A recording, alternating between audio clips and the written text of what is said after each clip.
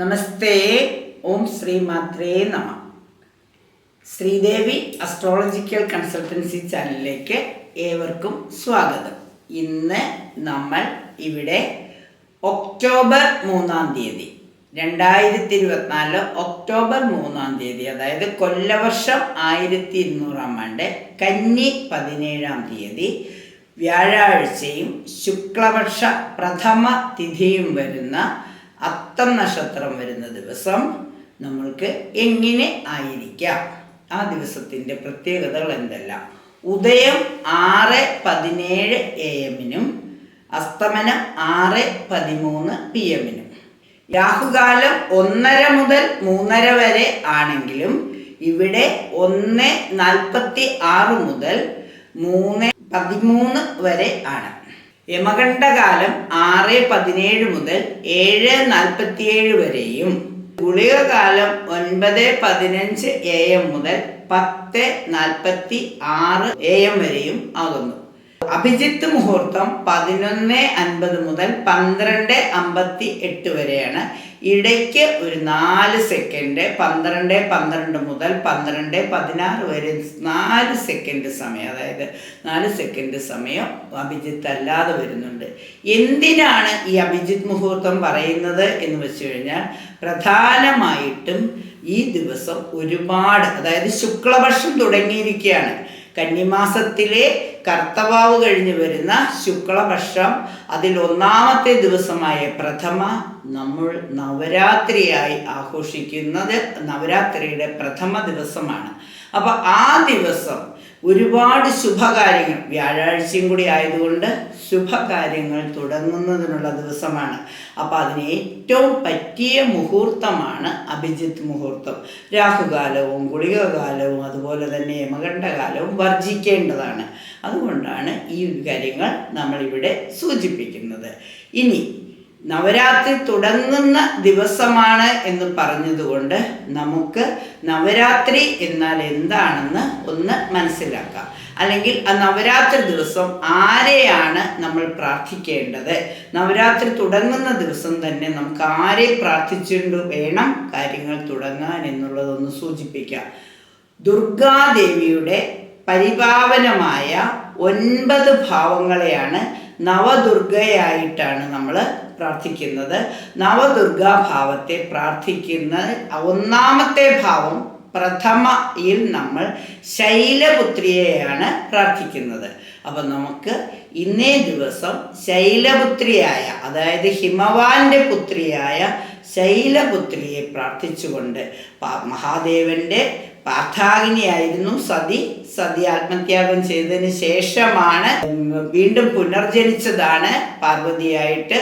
ഹിമവാന്റെ, അതായത് പർവ്വത പുത്രിയായതുകൊണ്ട് പാർവതി എന്ന് വിളിക്കുന്നു, ഹിമവാന്റെ പുത്രി ആയതുകൊണ്ട് ഹൈമവതി എന്ന് വിളിക്കുന്നു, ശൈലപുത്രി ആയതുകൊണ്ട് ശൈലപുത്രി എന്ന് വിളിക്കുന്നു. പാർവതീദേവി തന്നെ മഹാദേവന്റെ അർത്ഥാകിനിയാണ്. ആ ഭഗവതിയുടെ അല്ലെങ്കിൽ ആ പാർവതീദേവിയുടെ നവദുർഗാഭാവത്തിൻ്റെ പ്രഥമയായ ശൈലപുത്രിയെ ശൈലപുത്രിയെ ഒന്ന് പ്രാർത്ഥിക്കാം. ഒരു നിമിഷം എല്ലാവർക്കും പ്രാർത്ഥിച്ചതിന് ശേഷം 27 നക്ഷത്രക്കാർക്കും ഇന്നത്തെ ദിവസം എന്തെല്ലാം പ്രാധാന്യമാണുള്ളതെന്ന് നമുക്കൊന്ന് പറഞ്ഞു നോക്കാം. വന്ദേ വാഞ്ചിതലാഭായ ശൈലപുത്രീ നമോസ്തുതേ. ശൈലപുത്രിയെ മനസ്സിലങ്ങോട്ട് ധ്യാനിക്കുകയാണ്. അമ്മയുടെ രൂപവും ഭാവവും ഒക്കെ മനസ്സിൽ കണ്ടാണ് നമ്മൾ പ്രാർത്ഥിക്കുന്നത്. അമ്മയുടെ രൂപം നല്ല ശുഭ്രവസ്ത്രധാരിണിയായിട്ട്, അമ്മയുടെ വാഹനം കാളപ്പുറത്താണ് അമ്മ സഞ്ചരിക്കുന്നത്.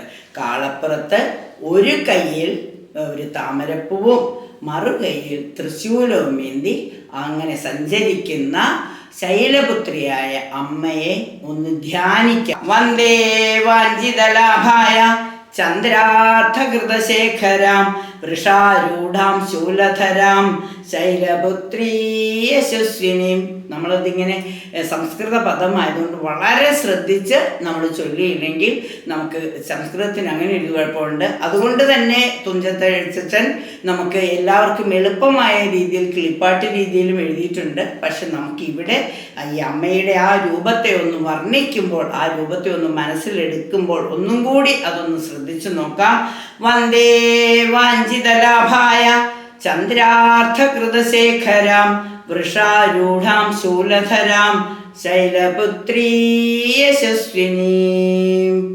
അപ്പൊ അങ്ങനെയുള്ള ആ അമ്മയുടെ രൂപം മനസ്സിലങ്ങോട്ട് ധ്യാനിച്ചു ഒന്നും കൂടി മനസ്സിലിങ്ങനെ ഉറപ്പിക്കണം. കാരണം എന്താണ്, കാളപ്പുറത്ത് ഒരു കൈയിൽ തൃശൂലവും മറുകൈയിൽ താമരപ്പൂവുമായി ഇങ്ങനെ സഞ്ചരിക്കുന്ന ആ അമ്മയുടെ രൂപത്തെ മനസ്സിലിങ്ങനെ നമ്മൾ ആക്കണം.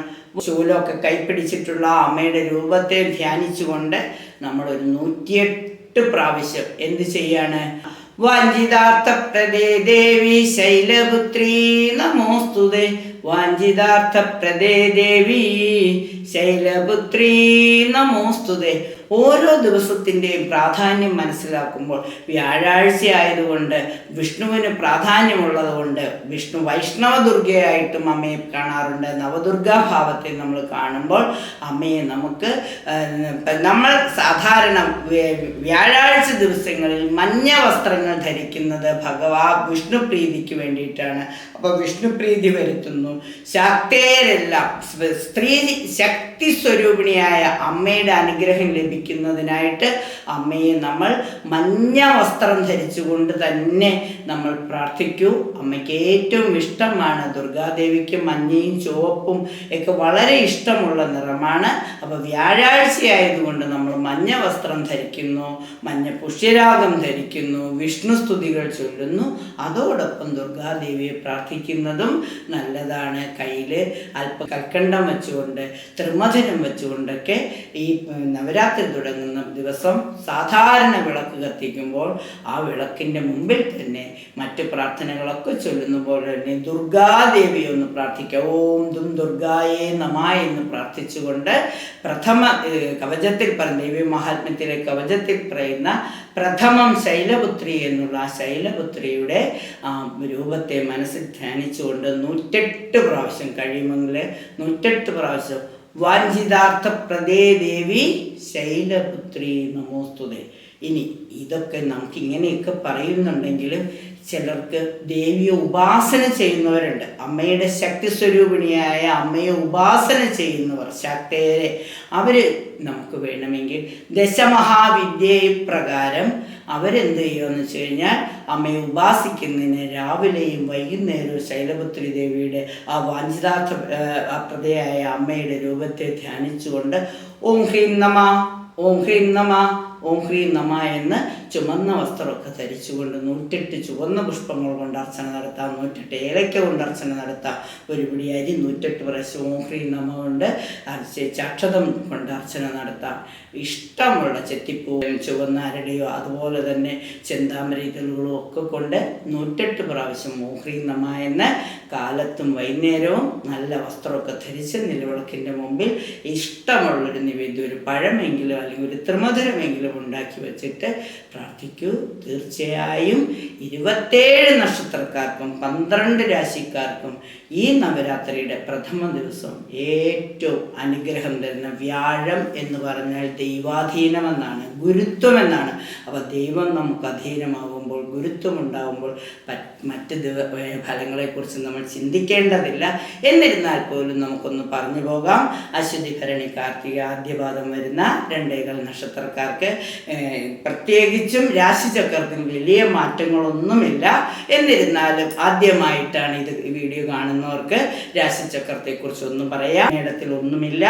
ഇടവത്തിൽ ഗുരു നിൽക്കുന്നു, മിഥുനത്തിൽ ചൊവ്വ നിൽക്കുന്നു, അത് കഴിഞ്ഞാൽ കന്നിയിലാണ് അധികം ഗ്രഹങ്ങളും. കാരണം സൂര്യൻ ചന്ദ്രൻ, ശിഖി, ബുധൻ. അപ്പം 4 ഗ്രഹങ്ങൾ നിൽക്കുന്ന കന്നിരാശിയും തുലാം രാശിയിൽ സ്വക്ഷേത്ര ബലവാനായി ശുക്രൻ നിൽക്കുന്നു, കുംഭൻ രാശിയിൽ ശനി നിൽക്കുന്നു അല്ലെങ്കിൽ മന്ദൻ നിൽക്കുന്നു, മീനൻ രാശിയിൽ രാഹു നിൽക്കുന്നു, ഗുളികോദയം വൃശ്ചിക രാശിയിലാണ്. അപ്പോൾ ഈ രാശിചക്രം ഒന്ന് അറിഞ്ഞു കഴിഞ്ഞാൽ പിന്നെ നമുക്ക് എളുപ്പമാണ്. അപ്പം മേടൻ രാശിക്കാരുടെ ഫലങ്ങൾ പറയുമ്പോൾ ഇന്നലത്തെ പോലെ തന്നെ ഇന്നും, എന്നിരുന്നാൽ പോലും ഒന്നും കൂടി ഇന്നലെ കേൾക്കാത്തവർക്ക് ഇന്നൊന്നും കൂടി ഒന്ന് പറയാം. കാരണം ഓരോ ദിവസവും ഓരോരുത്തർക്കും ഓരോ പ്രതീക്ഷയാണ്. കറുത്ത പക്ഷം മാറി വെളുത്ത പക്ഷം വന്നു. അപ്പോൾ പിതൃപക്ഷ അമാവാസി എല്ലാം കഴിഞ്ഞ് എല്ലാവരും ഇങ്ങനെ ഒരു ശുഭദിവസത്തെ കാത്തിരിക്കുകയാണ്. അപ്പോൾ അശ്വതി, ഭരണി, കാർത്തികയുടെ ആദ്യപാദം വരുന്ന മേട നക്ഷത്രക്കാർ അവരുടെ രാശിനാഥനായ സുബ്രഹ്മണ്യ സ്വാമിയെ, ദുർഗാദേവിയെ പ്രാർത്ഥിക്കുന്നത് പോലെ തന്നെ സുബ്രഹ്മണ്യ സ്വാമിയെ പ്രാർത്ഥിക്കുക. കാരണം 3-ാം ഭാവത്തിൽ നിൽക്കുന്ന ചൊവ്വ രാശിനാഥനാണ്.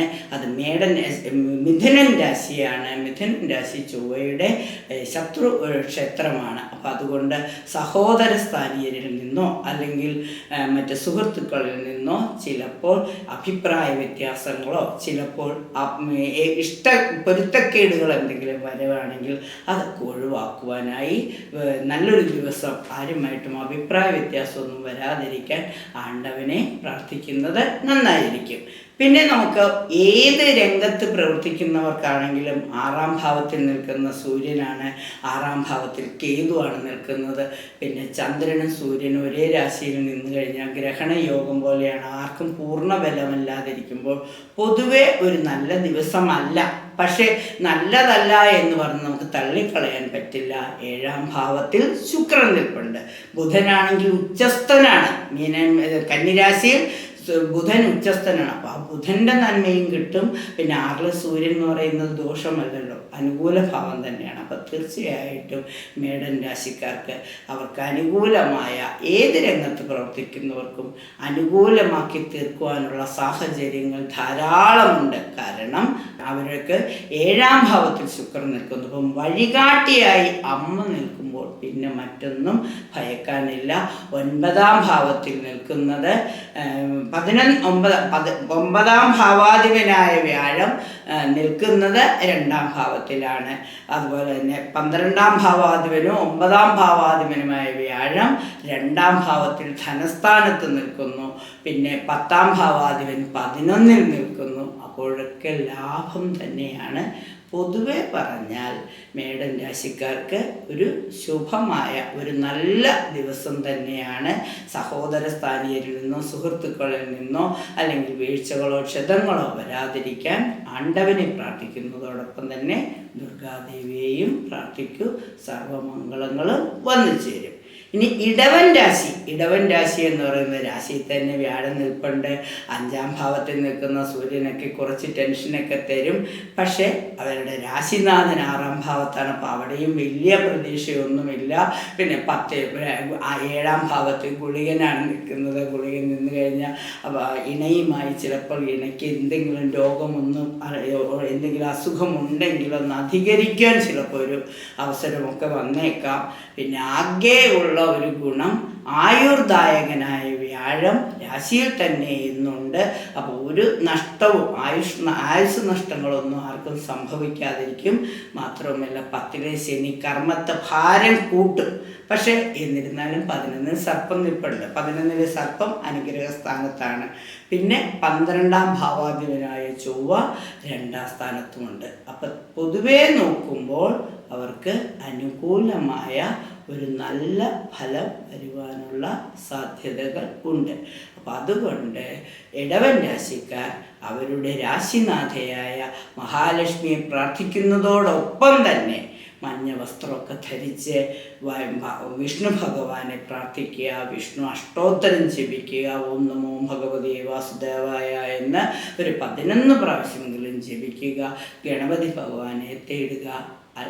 അതിൻ്റെ കൂടെ തന്നെ ഓം ദുർഗായേ നമ എന്നും ഓം വഞ്ചിതാർത്ഥ പ്രദേ ദേവി ശൈലപുത്രി നമോസ്തുതേ എന്നൊരു പുതിയ ഒരു കുറച്ച് ദിവസത്തേക്ക് മാത്രം, ഒറ്റ ദിവസം മാത്രം ചെല്ലുക. പ്രഥമയിൽ മാത്രമാണ് ഇത് ചെല്ലാറ്. അപ്പോൾ വാഞ്ചിതാർത്ഥം, നമ്മുടെ ആഗ്രഹങ്ങളൊക്കെ സാധിച്ചു തരുന്ന അമ്മേ വാഞ്ചിതാർത്ഥ പ്രദേ ദേവി ശൈലപുത്രി നമോസ്തുതേ എന്ന് പ്രാർത്ഥിക്കുന്നു. അപ്പം അതും ഒരു നല്ലതാണ്. ദേവി മഹാത്മ്യത്തിലെ നാരായണി സ്തുതി വായിക്കുന്നതും നല്ലതാണ്, അത് ശ്രവിക്കുന്നതും നല്ലതാണ്.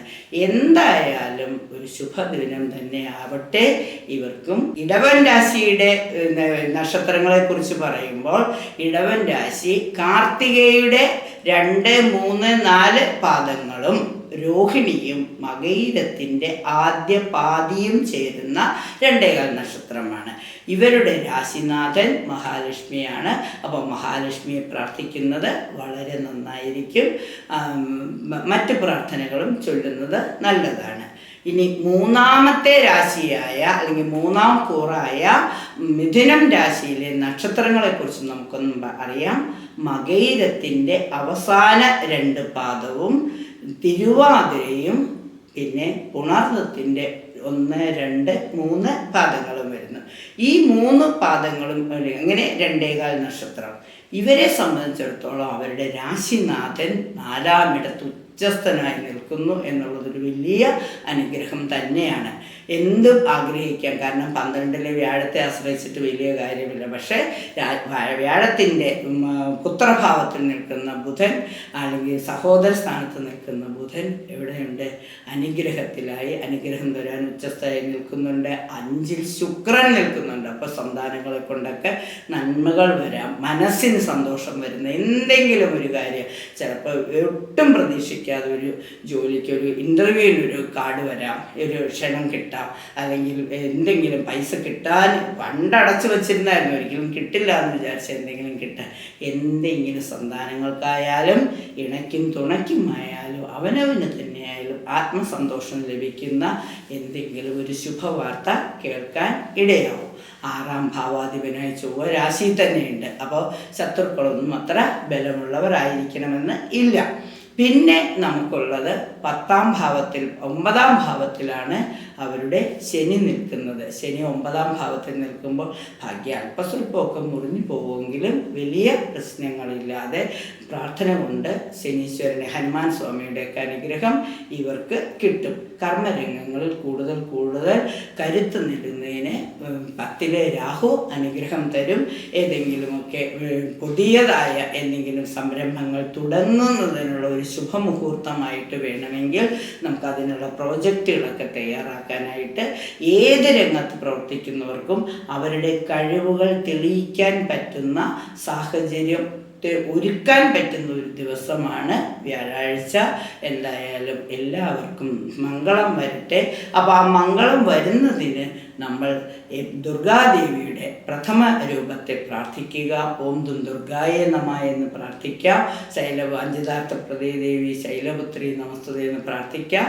പിന്നെ അമ്മ ത്രിപുരസുന്ദരിയായ അമ്മയെ മനസ്സിൽ മൂകാംബിക ദേവിയെയും പ്രാർത്ഥിക്കാം. വാരാഹി ദേവി പ്രാർത്ഥിക്കുന്നതും നല്ലതാണ്. ഇനി കർക്കിടകം രാശി. കർക്കിടകം രാശി 4-ാമത്തെ രാശിയാണ്. കർക്കിടകം രാശി എന്ന് പറയുമ്പോൾ നമുക്കറിയാം കർക്കിടകൻ രാശി പുണർദത്തിൻ്റെ അവസാന പാദവും പൂയവും ആയില്യവും വരുന്ന 2.25 നക്ഷത്രം. ഇവരുടെ രാശിനാഥനായ ചന്ദ്രൻ 3-ാം ഭാവത്തിൽ സൂര്യനോടൊപ്പം നിൽക്കുന്നുണ്ട്. പക്ഷബലം തീരെ കുറവായിരുന്നു. പക്ഷേ വെളുത്ത പക്ഷത്തിലേക്ക് വന്നതോടുകൂടി പക്ഷബലമൊക്കെ വച്ചു തുടങ്ങി.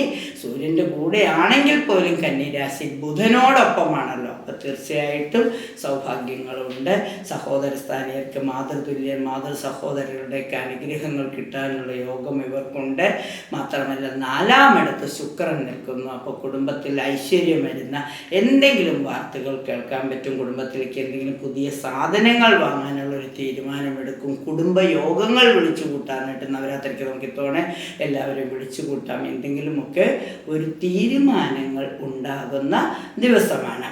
എന്തായാലും ആരോഗ്യ പ്രശ്നങ്ങൾ വരാതിരിക്കുക, അത് മാത്രമാണ് പ്രത്യേകം ശ്രദ്ധിക്കേണ്ടത്. വേറെ കാരണം അഷ്ടമശനിയാണ്. ഈ അഷ്ടമശനി എന്ന് പറയുന്നത് എപ്പോഴും ചിലപ്പോൾ വിക്ഷേപങ്ങളോ മുറിവുകളോ ചതവുകളോ ഇനി മരുന്ന് കഴിക്കാൻ മറന്നു പോവുകയൊക്കെ ചെയ്യാം. അതൊക്കെ കൊണ്ട് ചിലപ്പോൾ ചില അസ്വാസ്ഥ്യങ്ങൾ വരാം. അപ്പം അതിനായിട്ട് അവരുടെ രാശിനാഥയായ ചന്ദ്രമായ ദുർഗാദേവിയെ പ്രാർത്ഥിക്കുക. ഓം ദും ദുർഗായേ നമഃ എന്ന് പ്രാർത്ഥിക്കുകയും ശൈലപുത്രി ദേവിയെ പ്രാർത്ഥിക്കുകയും ചെയ്യുമ്പോൾ എല്ലാ അനുഗ്രഹങ്ങളും വന്നു ചേരും.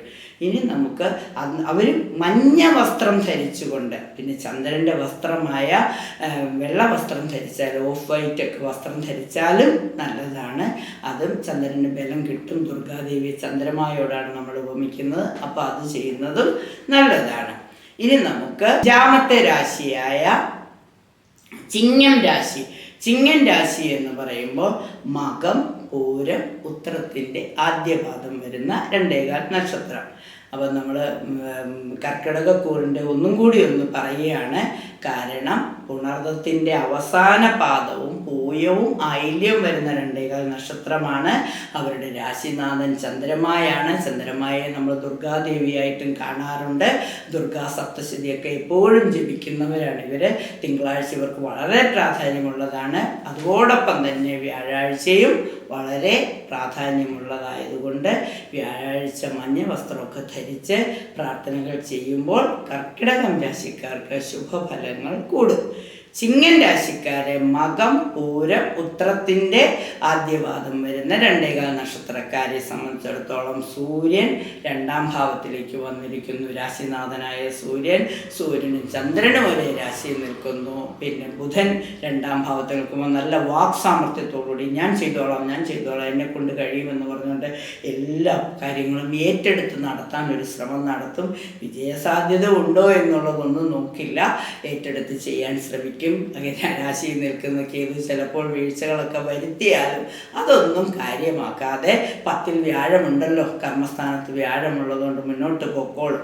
ഇണയ്ക്കും തുണയ്ക്കുമൊക്കെ അല്പസ്വല്പ ആരോഗ്യ പ്രശ്നങ്ങളൊക്കെ വരാമെങ്കിലും പ്രാർത്ഥന കൊണ്ട് എല്ലാം നേടാൻ ശ്രമിക്കുന്നവരാണ് അധികവും ചിങ്ങൻ രാശിക്കാർ. അപ്പം അവർക്ക് അവരുടെ രാശിനാഥൻ സൂര്യനായതുകൊണ്ട് ആരുടെ മുമ്പിലും താഴാനെന്നവരൊക്കെ ശ്രമിക്കാത്തത് കൊണ്ട് അവർ സൂര്യനെ ഭഗവാനെ പ്രാർത്ഥിച്ചുകൊണ്ട് ചന്ദ്രമായി പ്രാർത്ഥിച്ചുകൊണ്ട് പ്രാർത്ഥനകളിലൂടെ പ്രതിസന്ധികളെ അതിജീവിക്കാൻ ശ്രമിക്കുന്നവരായതുകൊണ്ട് ദുർഗാദേവിയെ പ്രാർത്ഥിച്ചും ശൈലപുത്രിയെ പ്രാർത്ഥിച്ചും എല്ലാ പ്രതിസന്ധികളും അതിജീവിച്ച് സധൈര്യം മുന്നോട്ട് പോകാനുള്ള ആത്മധൈര്യം ഇവർക്കും കിട്ടും.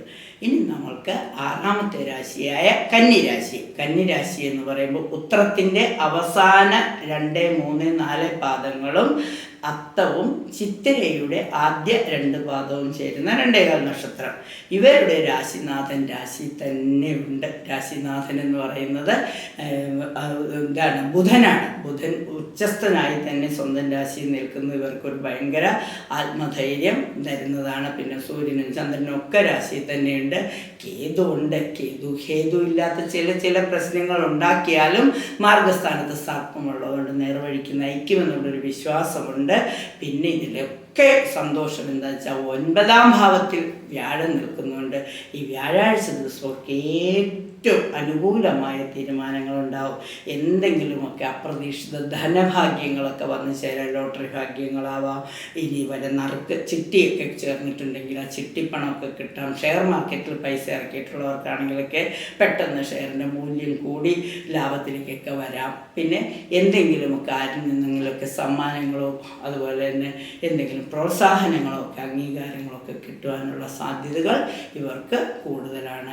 ഇവരുടെ രാശിനാഥയായ മൂകാംബിക ദേവിയെ പ്രാർത്ഥിക്കുന്നതോടൊപ്പം പ്രധാനമായിട്ടും ശൈലപുത്രിയെ പ്രാർത്ഥിക്കുന്നതും ദുർഗാദേവിയെ പ്രാർത്ഥിക്കുന്നതും കൂടുതൽ അപ്പത്തിന് നെയ്യേറുന്നത് പോലെ ഈ പ്രാർത്ഥനകൾ കൊണ്ട് ഫലം കൂടുകയേ ഉള്ളൂ. ഇനി നമുക്ക് 7ാമത്തെ രാശിയായ തുലാരാശി. തുലാരാശി എന്ന് പറയുമ്പോൾ നമുക്കറിയാം ചിത്തിരയുടെ അവസാന 2 പാദവും ചോതിയും വിശാഖത്തിൻ്റെ ആദ്യ 3 പാദവും വരുന്ന 2.25 നക്ഷത്രം. അവരുടെ രാശിനാഥൻ രാശിയിൽ തന്നെ നിൽക്കുന്നു എന്നുള്ളത് ഒരു സർവ്വമംഗളങ്ങളും നൽകുന്ന കാര്യമാണ്. മഹാലക്ഷ്മി കൂടെ ഉണ്ടെങ്കിൽ പിന്നെ മറ്റൊന്നിനെക്കുറിച്ചും ചിന്തിക്കേണ്ടതില്ലല്ലോ. പിന്നെ 2ാം ഭാവാധിപനായ ചൊവ്വ ഇഷ്ടസ്ഥാനത്ത് തന്നെ ഉണ്ട്. പിന്നെ ഇവരെ സംബന്ധിച്ച് വ്യാഴം അഷ്ടമത്തിലാണ് എന്നുള്ളൊരു ചെറിയൊരു ഇതുണ്ട്. അഷ്ടമത്തിൽ വ്യാഴം ദോഷമൊന്നും ചെയ്യില്ല.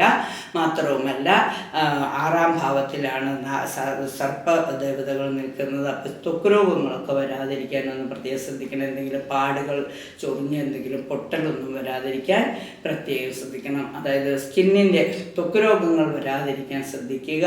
മരുന്നുകളൊന്നും മാറിക്കഴിക്കാതിരിക്കാൻ പ്രത്യേകം ശ്രദ്ധിക്കുക. കാരണം 5ാം ഭാവത്തിൽ നിൽക്കുന്ന ശനി മനസ്സിനൊരു ചഞ്ചലിപ്പൊക്കെ തരാനുള്ള സാധ്യതയുണ്ട്. അപ്പോൾ ആ ചാഞ്ചാട്ടം വരാതിരിക്കാൻ പ്രത്യേകം ശ്രദ്ധിക്കുക.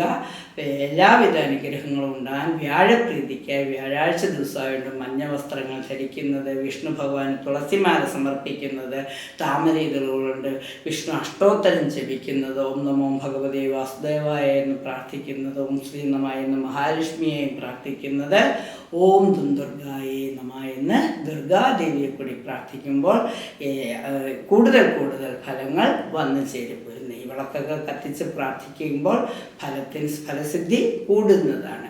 ഇനി വൃശ്ചിക രാശി, 8ാമത്തെ രാശിയായ വൃശ്ചിക രാശി.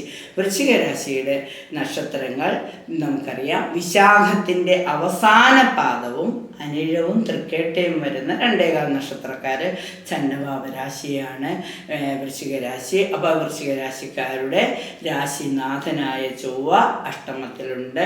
7ാം ഭാവത്തിൽ വ്യാഴം നിൽപ്പുണ്ട്. 7ലെ വ്യാഴം മാർഗദർശിയായി എല്ലാവർക്കും ഒരു ലീഡർഷിപ്പ് ക്വാളിറ്റി, അതായത് പ്രവർത്തനങ്ങൾ ഏറ്റെടുത്ത് ചെയ്യാൻ കഴിവുള്ളവരായിട്ട് ഇവരെ ഓരോ രംഗത്തേക്ക് മുമ്പിൽ വരും.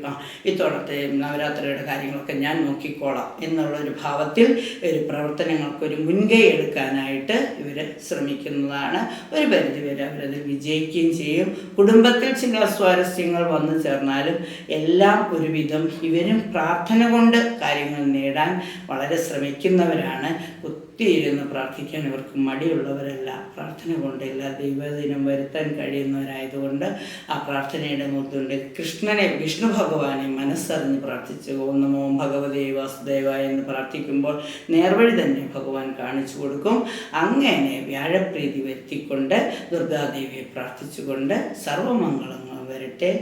നാഗദേവതകളുടെ അനുഗ്രഹം ഇവർക്കുണ്ട്. അപ്പോൾ ആ നാഗദേവതയുടെ അനുഗ്രഹം കൂടി ഉണ്ടായി എല്ലാം നല്ല രീതിയിൽ വരട്ടെ. സന്താനങ്ങൾക്ക് അസ്വാസ്ഥ്യങ്ങളൊന്നും വരാതിരിക്കാൻ പ്രത്യേകം ശ്രദ്ധിക്കണം. കാരണം 4ാമിടത്ത് ശനിയും 5 സർപ്പദേവതകളാണ്. അപ്പോൾ പെട്ടെന്നൊരു ക്ഷീണമോ ആലസ്യമോ ഒന്നും വരാതിരിക്കാൻ പ്രത്യേകം ശ്രദ്ധിക്കുക. ഗണപതി ഭഗവാൻ എന്തെങ്കിലും വഴിപാട് കഴിക്കുന്നതും എന്തെങ്കിലും അപ്രതീക്ഷിതമായി ധനം വന്നു ചേരാനുള്ള യോഗമുണ്ടെങ്കിൽ വീട് പണിയാനൊക്കെ ആയിട്ട് എന്തെങ്കിലും അതിനുള്ളൊരു ലോണിന് സമർപ്പിക്കാനൊക്കെയുള്ള ദിവസമാണ്. അപ്പം അതൊക്കെ നല്ല രീതിയിൽ നടക്കുവാൻ ദുർഗാദേവിയെ പ്രാർത്ഥിക്കുന്നതും ശൈലപുത്രി അമ്മയെ പ്രാർത്ഥിക്കുന്നതും വളരെ നന്നായിരിക്കും. ഇനി 9ാമത്തെ രാശിയായ ധനുസ് രാശി. ധനുസ് എന്ന് പറയുമ്പോൾ നമുക്കറിയാം, ധനുസ് രാശി എന്ന് പറയുന്നത് മൂലം, പൂരാടം, ഉത്രാടത്തിൻ്റെ ആദ്യപാദം. അവരുടെ 10ാം ഭാവത്തിൽ നിൽക്കുന്ന ബുധനാണ് അവർക്ക് സർവ്വമംഗളങ്ങളും നൽകുന്നത്. കാരണം രാശിനാഥൻ 6ാം ഭാവത്തിലായ ഒരു വലിയ അനുകൂല ഭാവമൊന്നും അവിടെ ഇല്ല. പിന്നെ 4ാം ഭാവത്തിലാണെങ്കിൽ നാഗദേവതകളുണ്ട്. 3ൽ ശനിയുള്ളത് ഭയങ്കര ഐശ്വര്യം തന്നെയാണ്. എന്ത് കാര്യങ്ങളും ചെയ്യാനൊക്കെ ഉള്ള ഒരു ധൈര്യമൊക്കെ ഇവർക്കുണ്ടാകും. 3ലെ സഹോദര തുല്യരായവരുടെയൊക്കെ സഹായ സഹകരണങ്ങൾക്ക് പ്രതീക്ഷിക്കാം. പൊതുവെ ഇവരാഗ്രഹിക്കുന്ന രീതിയിൽ 11 ശുക്രനൊക്കെ വന്നതുകൊണ്ട് ഇവർക്കും രാജയോഗം തന്നെ വരുന്ന അപൂർവം ചില രാശിക്കാരിൽ ഒന്നാണ് കന്നിരാശി, ധനുരാശി, മിഥുനൻ രാശിയൊക്കെ. കാരണം ഇവരൊക്കെ കുറച്ച് കഷ്ടതകൾ അനുഭവിച്ചിരുന്നവർക്ക് ഇപ്പോൾ ഒരു സുവർണ സമയം വരികയാണ്. അപ്പം അതുകൊണ്ട് ഈ ദിവസം, ഈ വ്യാഴാഴ്ച അവരുടെ രാശിനാഥൻ്റെ ദിവസം കൂടിയായ ആയതുകൊണ്ട്, ഗുരുവിൻ്റെ ദിവസമായതുകൊണ്ട് ഗുരുക്കന്മാരെ ആദരിക്കുന്നത്, എന്തെങ്കിലും ഒരു ദാനം കൊടുക്കുന്നത്, വൃദ്ധർക്കോ അല്ലെങ്കിൽ പ്രായമായവർക്ക് മാത്രമല്ല, തന്നെ വളരെ നമ്മളറിയുന്ന ഏതെങ്കിലും ഒരാൾക്ക് ദാനം കൊടുക്കുക, അല്ലെങ്കിൽ അവരുടെ കഷ്ടപ്പാട് തിരിച്ചറിഞ്ഞുകൊണ്ട് അവർക്ക് എന്തെങ്കിലും സഹായം ചെയ്യാൻ പറ്റുമെങ്കിൽ അത് ചെയ്യുന്നത് ഏറ്റവും ഉത്തമമാണ്. വ്യാഴപ്രീതി ദാനം ആപത്തുകളെയൊക്കെ തടയും. അന്നദാനം നടത്തുക, വസ്ത്രദാനം നടത്തുക, അല്ലെങ്കിൽ ആശുപത്രി ചെലവിനായി എന്തെങ്കിലും അല്പം പൈസ സഹായിക്കാൻ നമുക്ക് ഉണ്ടായിട്ട് നമ്മുടെ എല്ലാ ആവശ്യങ്ങളും തീർന്നതിന് ശേഷം മറ്റുള്ളവരെ സഹായിക്കാൻ സാധിക്കില്ല. 100 രൂപ നമുക്ക് അധികമുണ്ടെങ്കിൽ, നമ്മുടെ ചിലവ് കഴിഞ്ഞ് 100 രൂപ ബാക്കിയുണ്ടെങ്കിൽ അതിൽ നിന്നൊരു 10 രൂപയെങ്കിലും ദാനം കൊടുത്താൽ അത് യശസ് വർദ്ധിപ്പിക്കുകയുള്ളൂ. തീർച്ചയായിട്ടും വ്യാഴാഴ്ച ഗുരുത്വത്തിനും ദൈവാധീനത്തിനും ദാനത്തിനും ഒക്കെ പറ്റിയ ദിവസമാണ്. പ്രഥമയായതുകൊണ്ട് അതൊരു കൊടുക്കുന്തോറും നമുക്ക് സമ്പത്ത് അല്ലെങ്കിൽ ഐശ്വര്യം വന്നു ചേരുകയുള്ളൂ. പോയല്ലോ എന്നോർത്ത് ചിന്തിക്കാതിരിക്കുക. ശൈലപുത്രിയെ പ്രാർത്ഥിക്കുക, ദുർഗാദേവിയെ പ്രാർത്ഥിക്കുക, മഞ്ഞ വസ്ത്രം ധരിക്കുക, പറ്റിയ പുഷ്യരാഗമൊക്കെ ധരിക്കുന്നതും നല്ലതാണ്. രാശിനാഥൻ്റെ ആഭരണം അല്ലെങ്കിൽ രത്നം ധരിക്കുന്നതും നല്ലതാണ്. വ്യാഴാഴ്ച വ്രതമൊക്കെ എടുക്കുന്നതും നല്ലതാണ്. ഈ മത്സ്യമാംസങ്ങളൊക്കെ വർജിച്ചുകൊണ്ട് നവരാത്രി ദിവസം മുഴുവൻ സസ്യഭുക്കുകളായി ജീവിക്കുന്നത് കുറച്ചുകൂടി അനുഗ്രഹം തരും. ഇനി നമുക്ക് മകരം രാശി. മകരം രാശി എന്ന് പറയുന്നത്, അതായത് 10ാമത്തെ രാശിയാണ് മകരം രാശി. മകരം രാശിയുടെ പ്രത്യേകത ഉത്രാടത്തിൻ്റെ 2, 3, 4 പാദവും തിരുവോണവും അതുപോലെ അവിട്ടത്തിൻ്റെ 1, 2 പാദങ്ങളും. വ്യാഴാഴ്ച മഹാവിഷ്ണുവിൻ്റെ നക്ഷത്രമായ തിരുവോണ നക്ഷത്രത്തിൽ, അപ്പോൾ തിരുവോണ നക്ഷത്രം വിടുന്ന ദിവസമാണ്. അപ്പോൾ വ്യാഴാഴ്ച ആയതുകൊണ്ട് ഒരു കൂടുതൽ പ്രാർത്ഥനകൾ ചെയ്യുന്നത് നല്ലതാണ്. കാരണം ഇവിടെ 5-ൽ വ്യാഴം നിൽക്കുന്നുണ്ട്, ദൈവാധീനം കൂടുതൽ വർദ്ധിക്കുകയുള്ളൂ. അപ്പോൾ വ്യാഴപ്രീതിക്കായി ഓം നമോ ഭഗവതേ വാസുദേവായ ചെല്ലാം, ഓം നമോ നാരായണായ ചെല്ലാം, രാജഗോപാല മന്ത്രം ജപിക്കാം. അപ്പോൾ കൂടുതൽ ഫലസിദ്ധി കൂടുകയുള്ളൂ. ഏത് രംഗത്ത് പ്രവർത്തിക്കുന്നവർക്ക്, രാഷ്ട്രീയ രംഗത്തായിക്കോട്ടെ, കലാകായിക രംഗത്തായിക്കോട്ടെ, അധ്യാപന രംഗത്തായിക്കോട്ടെ, ഏത് രംഗത്ത് പ്രവർത്തിക്കുന്നവർക്കും 2-ലെ ശനി അല്പസ്വല്പം തടസ്സങ്ങൾ, ധനനഷ്ടവും വാക്ദോഷങ്ങളൊക്കെ വരുത്തും. പക്ഷേ വ്യാഴത്തിൻ്റെ ആനുകൂല്യം ഈ എല്ലാ ദോഷങ്ങളെയും അങ്ങ് മാറ്റിക്കളയും. അതുകൊണ്ട് തീർച്ചയായിട്ടും ഭഗവാനെ പ്രാർത്ഥിച്ചുകൊണ്ട്, അമ്മയെ സ്തുതിച്ചുകൊണ്ട് ഈ ദിവസം ഏറ്റവും മംഗളമായി തീർക്കൂ. വാഞ്ചിതാർത്ഥപ്രദേ ദേവി ശൈലപുത്രി നമോസ്തുതേ എന്നും കൂടി പ്രാർത്ഥിക്കാൻ മറക്കാതിരിക്കുക. നവരാത്രിക്ക് മാത്രമാണ് അമ്മയ്ക്ക് പ്രാധാന്യം നമ്മൾ കൊടുക്കുക. ബാക്കി എല്ലാ ദിവസവും ഒരുപാട് പ്രാർത്ഥനകൾക്ക് സമയമുണ്ടല്ലോ, അതുകൊണ്ടാണ്. ഇനി അടുത്തത് കുംഭം രാശി. കുംഭൻ രാശി എന്ന് പറയുമ്പോൾ 11ാമത്തെ രാശിയാണ്. കുംഭൻ രാശിക്കാരുടെ രാശിനാഥൻ രാശിയിൽ തന്നെയാണ്, ജന്മശനിയാണ്. ജന്മശനിക്കാർക്ക് കുറച്ച് നാളുകളായിട്ട് സ്വയം ശിരസിൽ തന്നെ ശനി നിൽക്കുന്നുണ്ട്. തലവേദന, ഒരു ചെറിയ മൈഗ്രെയിൻ, ചെറിയ പ്രശ്നങ്ങളൊക്കെ ഉണ്ടെങ്കിലും കർമാധിപനായ ശനി നിൽക്കുന്നുണ്ട്. കർമ്മരംഗത്ത് ഒരു തെളിഞ്ഞു നിൽക്കാനുള്ളൊരു സാധ്യതയൊക്കെ ഉണ്ട്. പിന്നെ കുടുംബത്തിൽ 4ാമിടത്ത് വ്യാഴം നിൽക്കുന്നുണ്ട്. കുടുംബത്തിലൊരു സമാധാനം, സന്തോഷവും ഒക്കെ ഉള്ളതുകൊണ്ട് പൊതുവെ ഇവരെ സംബന്ധിച്ചിടത്തോളം ഒരു വല്ലാത്ത ഒരവസ്ഥയിൽ നിന്ന് കുറച്ചു കാലം വളരെ കഷ്ടതകളൊക്കെ അനുഭവിച്ചിരുന്നു. ഇപ്പോൾ അതിനൊക്കെ ഒരു അയവ് വന്നിട്ടുണ്ട്. എന്തെങ്കിലുമൊക്കെ ചെയ്താൽ വിജയിക്കുമെന്നുള്ള ഒരു തലത്തിലേക്ക് എത്തിയിട്ടുണ്ട്. നേതൃസ്ഥാനം വഹിക്കാനും കാര്യങ്ങൾ ഏറ്റെടുത്ത് നടത്താനും അപ്രതീക്ഷിതമായി ധനം സമ്പാദിക്കാനും ഒക്കെയുള്ള മാർഗങ്ങൾ തെളിഞ്ഞു വരുന്ന ഇവരും ദുർഗാദേവിയെ പ്രാർത്ഥിക്കുക, ശൈലപുത്രിയെ പ്രാർത്ഥിക്കുക, മഹാവിഷ്ണുവിനെ പ്രാർത്ഥിക്കുന്നതോടുകൂടി കൂടുതൽ ശുഭ ദിവസമായി തീരും. എല്ലാ മംഗളങ്ങളും സംഭവിക്കും. ഇനി അതുപോലെ തന്നെ അവരുടെ രാശിനാഥനായ ആഞ്ജനേയ സ്വാമിയെ, വിഷ്ണുമായ സ്വാമിയെ, അതുപോലെ തന്നെ ധർമ്മശാസ്താവിനെയും പ്രാർത്ഥിക്കുമ്പോൾ എല്ലാം ശുഭമായി തീരും. ഇങ്ങനെ എല്ലാ ദേവതകളുടെയും പേര് പറയുന്നത് ഇതിലേതെങ്കിലും ഒന്ന് നിങ്ങൾക്ക് പറ്റുന്ന കുലദേവതയായിക്കോട്ടെ, രാശിനാഥനായിക്കോട്ടെ, ദശാനാഥനായിക്കോട്ടെ, നക്ഷത്ര ദേവതയായിക്കോട്ടെ, പലതും നമ്മൾ അറിഞ്ഞിരിക്കുന്നത് നമ്മൾക്ക് സ്വീകാര്യമായത് എടുത്ത് ജപിക്കാനും പ്രാർത്ഥിക്കാനും സ്വാതന്ത്ര്യമുള്ളത് കൊണ്ടാണ് ഓരോരുത്തർക്കും അവർക്ക് ഇഷ്ടപ്പെട്ട ദേവതയുടെ നാമവും മന്ത്രവും ഒക്കെ എടുത്ത് പ്രാർത്ഥിക്കൂ. ഒരു വർഷത്തേക്കുള്ള ഊർജം ദുർഗാദേവി എന്ന് പറഞ്ഞ ശക്തി സ്വരൂപിണിയാണ്. അപ്പോൾ ആ ദുർഗയെ പ്രാർത്ഥിക്കുമ്പോൾ ഒരു വർഷത്തേക്കുള്ള ഊർജം വന്നു ചേരും. അതിൻ്റെ പ്രഥമ ദിവസമായ ഇന്ന് എല്ലാവരും ദുർഗാദേവിയെ പ്രാർത്ഥിക്കട്ടെ. ഓം ദുർഗായേ നമഃ. കുംഭൻ രാശിയുടെ നക്ഷത്രങ്ങൾ നമ്മൾ ഒന്നും കൂടി ഒന്ന് പറയാം. അവിട്ടത്തിൻ്റെ അവസാന 2 പാദവും ചതയവും പൂരുരുട്ടാതിയുടെ 1, 2, 3 പാദങ്ങളും വരുന്ന കുംഭൻ രാശിയുടെ രാശിനാഥൻ ശനിയാണ്. ഗുപ്തരാശിയാണ്. അതുകൊണ്ട് ശനിക്ക് ശാസ്താവിനെ വേണമെങ്കിൽ ശാസ്താവിനോട് നമുക്ക് വേണമെങ്കിൽ ഉപമിക്കാം. കൂടുതലും വിഷ്ണുമായ സ്വാമിയോട് വേണമെങ്കിൽ നമുക്ക് ഈ ശനിയെ ഉപമിക്കാം. ആഞ്ജനേയ സ്വാമിയോടും ഉപയോഗിക്കാം. അപ്പം ഏത് ഭാവമാണെങ്കിലും ശരി, ശനിയുടെ വസ്ത്രമായ നീലയോ കരിനീലയോ വസ്ത്രമൊക്കെ ധരിക്കാം. വ്യാഴാഴ്ച ദിവസം മഞ്ഞ വസ്ത്രം ധരിച്ചാൽ അത് ദൈവാധീനം കൂടുകയുള്ളൂ. അപ്പം മഞ്ഞ വസ്ത്രമൊക്കെ ധരിച്ചുകൊണ്ട് തന്നെ കുംഭൻ രാശിക്കാർ അവരുടെ രാശിനാഥനെ പ്രാർത്ഥിക്കുമ്പോൾ അനുഗ്രഹം കൂടുകയുള്ളൂ. ദുർഗാദേവിക്ക് മഞ്ഞ വസ്ത്രം ഇഷ്ടമാണ്. അപ്പോൾ ദുർഗാദേവിയെയും പ്രാർത്ഥിക്കുന്നത് നല്ലതാണ്. ഇനി ലാസ്റ്റ് രാശിയായ മീനം രാശി, 12ാമത്തെ രാശി. മീനം രാശിയുടെ പ്രത്യേകത പൂരുരുട്ടാതിയുടെ അവസാന പാദവും ഉത്രട്ടാതിയും രേവതിയുടെയും ചേരുന്ന 2 നക്ഷത്രം. ഇവിടെ രാശിനാഥൻ 3ാം ഭാവത്തിലാണ്.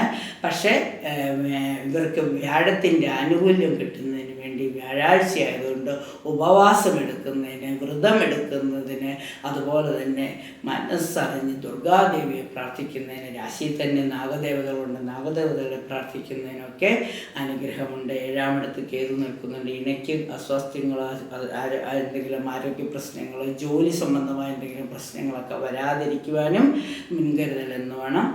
അമ്മയെ പ്രാർത്ഥിക്കുന്നത് വളരെ നന്നായിരിക്കും. അതായത് മീനരാശിക്കാർക്ക് പുതിയ പുതിയ പ്രോജക്റ്റുകൾ തയ്യാറാക്കാനുള്ള, അതിനനുസരിച്ചിട്ട് പ്രവർത്തനങ്ങൾ ചിട്ടപ്പെടുത്തുവാനുള്ള ഒരു അവസരം വന്നേക്കാം. അത് ഏറ്റെടുത്ത് നടത്തുവാനുള്ള ഒരു നേതൃസ്ഥാനവും കിട്ടിയേക്കാം. പക്ഷേ ഇതൊക്കെ ചെയ്യുമ്പോഴും സാമ്പത്തികത്തിൻ്റെ ഉത്തരവാദിത്വങ്ങളിൽ ഒന്ന് ഒഴിഞ്ഞു നിൽക്കുന്നത് ഇവർക്ക് ഇപ്പോൾ ഇത്തിരി നല്ലതാണ്. അപ്പം സാമ്പത്തികത്തിൻ്റെ കാര്യങ്ങൾ ഒഴിച്ച് മറ്റെല്ലാ ചുമതലകളും ഏറ്റെടുത്ത് ചെയ്യുവാൻ ഇവർക്ക് സാധിക്കും. അതുപോലെ തന്നെ ഓരോ കാര്യങ്ങൾക്കും വളരെ അടുക്കും ചിട്ടയോടും കൂടി പദ്ധതികൾ തയ്യാറാക്കി പുതിയ പുതിയ ആശയങ്ങൾ മറ്റുള്ളവർക്ക് നൽകാൻ, കാരണം ഗുരുസ്ഥാനീയരാണ്. ഇവരുടെ രാശിനാഥൻ ഗുരുവായതുകൊണ്ട് പുതിയ പുതിയ കണ്ടുപിടുത്തങ്ങൾ നടത്തുന്നതിന്, ഒന്നിലേറെ ജോലികൾ ഒരേ സമയം ചെയ്യുവാൻ കഴിവുള്ളവരാണ്. ജലരാശിയായതുകൊണ്ട് എപ്പോഴും ഇങ്ങനെ പ്രവർത്തനങ്ങൾ ചെയ്തുകൊണ്ടേയിരിക്കും. ഇവർക്ക് ക്ഷീണവും ആലസ്യവും പൊതുവെ കുറവുള്ളവരാണ്. അതുകൊണ്ട് തന്നെ കർമ്മരംഗത്ത് മാത്രമല്ല മറ്റുള്ളവരുടെ സ്നേഹവായ്പകൾ പിടിച്ചു പറ്റുവാൻ പൊതുവെ ശാന്തരാണിവർ. അവരുടെ എല്ലാവരോടും സ്നേഹം പ്രകടിപ്പിക്കുന്നവരായതുകൊണ്ട് ഇവരെ വിശ്വസിച്ച് ആർക്കും ഏത് ജോലിയും ഏൽപ്പിക്കാൻ പറ്റും. അപ്പോൾ ആ ഏൽപ്പിക്കുന്ന ജോലികൾ ഭംഗിയായി ചെയ്ത് ഒരു അംഗീകാരം പ്രോത്സാഹനമൊക്കെ കിട്ടുവാൻ പറ്റുന്ന അവസരമാണ്. ശുക്ലപക്ഷം എന്ന് പറയുന്നത് ഒരു വലിയ കാര്യം തന്നെയാണ്. കാരണം എന്തും ഇങ്ങനെ വലുതായി വരികയാണല്ലോ. നമുക്ക് ചന്ദ്രൻ്റെ ഭാവം ഒന്ന് എടുത്താൽ പോരെ. ചന്ദ്രൻ എന്ന് പറയുന്നത് നമ്മുടെ മാതാവായിട്ടല്ലേ കരുതുന്നത്. അപ്പോൾ ഇങ്ങനെ ഉയർന്നു പോവുകയാണ്. ആദ്യം അല്പം, പിന്നെ കുറച്ചുകൂടി ഒരു 14 ദിവസം കൊണ്ട് പൂർണ്ണ രൂപം എത്തുകയാണ്. 14 ദിവസം കഴിയുമ്പോഴേക്കും ആ പൂർണ്ണ രൂപത്തിന്. അപ്പം അത് തന്നെയാണ് പടിപടിയായുള്ള വളർച്ചയ്ക്ക് നേതൃത്വം വഹിക്കാൻ കഴിയുക, ഒരു ഗ്രൂപ്പിനെ നയിക്കാൻ കഴിയുന്ന കർമ്മശേഷിയുള്ള, ഒന്നിലേറെ കാര്യങ്ങൾ ചെയ്യാൻ കഴിവുള്ള മീനൻ രാശിക്കാർ അവരുടെ കഴിവുകൾ മുഴുവൻ പൂർണ്ണമായി പ്രയോജനപ്പെടുത്തുവാൻ അവസരം വന്നു ചേരുകയാണ്. എല്ലാ കാര്യങ്ങളിൽ നിന്നും പിന്നോക്കം പോകാതെ മുന്നോട്ട് പോയി കൂടെയുള്ളവരെ കൂടി രക്ഷിക്കുവാനുള്ള ഒരു ആർജവം ഇവർക്കുണ്ട്. അതിനുള്ള ഒരു തുടക്കമായിട്ട് തീരട്ടെ. അത് കലാരംഗത്തായിക്കൊള്ളട്ടെ, രാഷ്ട്രീയ രംഗത്താണെങ്കിലോ പുതിയ ഈ ആരും കാണാത്തത് കണ്ടെത്താനുള്ള ഇവർക്കൊരു ആർജവമുണ്ട്. അതായത് ഈ ട്രിക്കുകൾ, പുതിയ പുതിയ ടിപ്സൊക്കെ ഇവരുടെ കയ്യിലുണ്ട്. അപ്പം അതൊക്കെ സമയോചിതമായി പ്രവർത്തിക്കുവാനും അടുക്കും ചിട്ടയുമായി കാര്യങ്ങൾ ചിട്ടപ്പെടുത്തി വേണ്ടത് വേണ്ട സമയത്ത് പ്രയോഗിക്കുവാനുള്ള ആ കഴിവുള്ളവർ ഒരേ സമയം തന്നെ ഒന്നിലേറെ ഒരു നല്ല ജോലി, പിന്നെ അതിൻ്റെ കൂടെ പാരലായിട്ടൊരു കാര്യം ചെയ്യാൻ കഴിവുള്ളവർക്ക്, ഈ രാശിക്കാർക്ക് എല്ലാ നന്മകളും വന്നു ചേരണമെങ്കിൽ അവരുടെ പ്രാർത്ഥനയുടെ അളവ് അല്പം ഒന്ന് കൂട്ടുക. അപ്പം 27 നക്ഷത്രക്കാരോടും ഈ പ്രഥമ ദിവസം, അതായത് ശുക്ലവർഷത്തിലെ 1-ാം ദിവസമായ പ്രഥമയിൽ ഓം ഹ്രീം നമ, ഓം ഹ്രീം നമ, ഓം ഹ്രീം നമ എന്ന് 108 പ്രാവശ്യം രാവിലെയും വൈകുന്നേരവും പ്രാർത്ഥിക്കാം. 27 നക്ഷത്രക്കാരും അവരുടെ രാശിനാഥനെ പ്രാർത്ഥിക്കുന്നതോടൊപ്പം, ദശാനാഥനെ പ്രാർത്ഥിക്കുന്നതോടൊപ്പം, കുലദേവതയെ പ്രാർത്ഥിക്കുന്നതോടൊപ്പം, നക്ഷത്രദേവതയെ പ്രാർത്ഥിക്കുന്നതോടൊപ്പം ശൈലപുത്രിയെയും പ്രാർത്ഥിക്കൂ. ദുർഗാദേവിയുടെ അനുഗ്രഹം എല്ലാവർക്കും ഉണ്ടാവട്ടെ. രാത്രിയുടെ 1-ാം ദിവസം ശുഭമായി തീരട്ടെ എന്ന് ആശംസിച്ചുകൊണ്ട് നന്ദി, നമസ്കാരം.